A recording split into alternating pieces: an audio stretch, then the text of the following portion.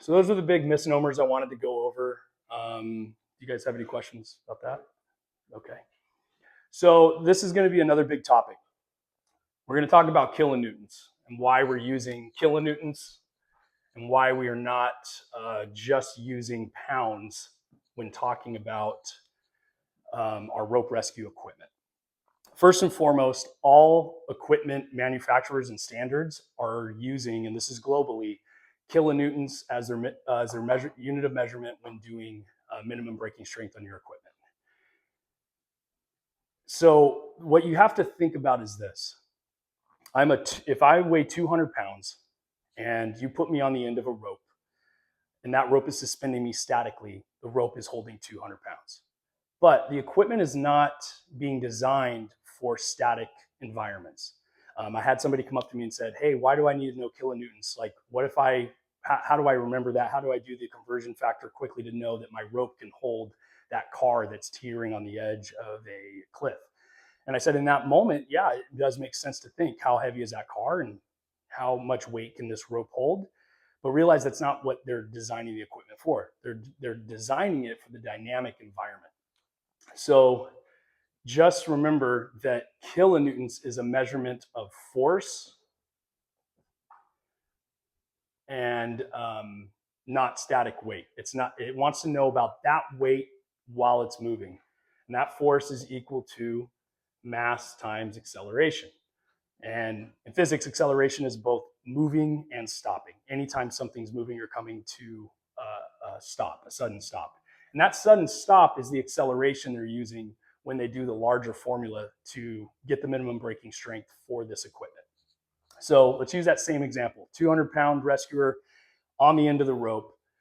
If I were to fall 2 feet, it would generate 1,000 pounds or 4.4 kilonewtons of force on the rope system. So the equipment is going to be designed for me in that situation where I'm going to fall. And in rope rescue, rope access, we're not in rock climbing. We're using static ropes, less than 8% stretch of the total length of the rope. It can get extremely dangerous as I plummet further and further. If you plummet about 5 feet, you can have really catastrophic injuries from that arrest. So, and the arrest is going to multiply your weight and turn it into a force through that acceleration onto the equipment that we're using. So the reason we're using kilonewtons is exactly that. So sometimes it's been brought up, I've done it myself. Hey, I'm running out of carabiners. I'm going to use a technical carabiner instead of a general rated carabiner. Technical is for one person. Well, why is it for one person? Well, let's just say that technical carabiner is rated at 22 kilonewtons. I weigh 200 pounds, but depending on what type of an arrest I have, I can probably get close to 7 to 8 kilonewtons of force, if not more, onto that carabiner if I were to fall. This is where, going back to that safety factor of 5 to 1, 10 to 1, that's where those factors come into play. Because, yeah, if you're looking at the weight itself, you're going to have to multiply that significantly by the acceleration to know how much force it will be applying to the system. Another good reason that I would like everybody to start thinking in kilonewtons is because, like I said, we're using live loads. This is rope that is moving, rescuers that are moving. But it's also the easiest way to safety check your equipment to know if you're within safety standards per NFPA and training. If all of your equipment is labeled in kilonewtons, and we say kilonewtons, which is equal to roughly 225 pounds or foot-pounds, then I know 1 kilonewton is pretty much one rescuer. 2 kilonewtons, 2 people. Start adding your equipment, and now you can kind of get an idea of what the load potential is on that system.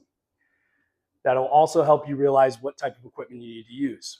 If you have more than 2 people on a rope, you need to be using general rated equipment. General rated equipment is designed to withstand the shock loads within those safety factors with multiple people on the line. But as you're checking, you can say, oh, that carabiner is rated at 40 kilonewtons, that anchor plate's at 45, my rope's at 40, my prusiks is at 22. And eventually you're going to get down and go, I'm within the safety parameters of this system, and it's going to be good to use. Also understanding that if we are going to convert it to pounds, it's foot pounds, because it's a pound of force. We're measuring force, we're not doing weight. Gravity is consistent, weights change, and forces change when you add acceleration. So that's why we're using kilonewtons. Get familiar with it, look through your equipment, start understanding how many kilonewtons each piece of equipment is, what are your general rated, what are your technical rated, and what are your escape systems rated at. That will help you have a better idea of your safety checks and parameters for your equipment.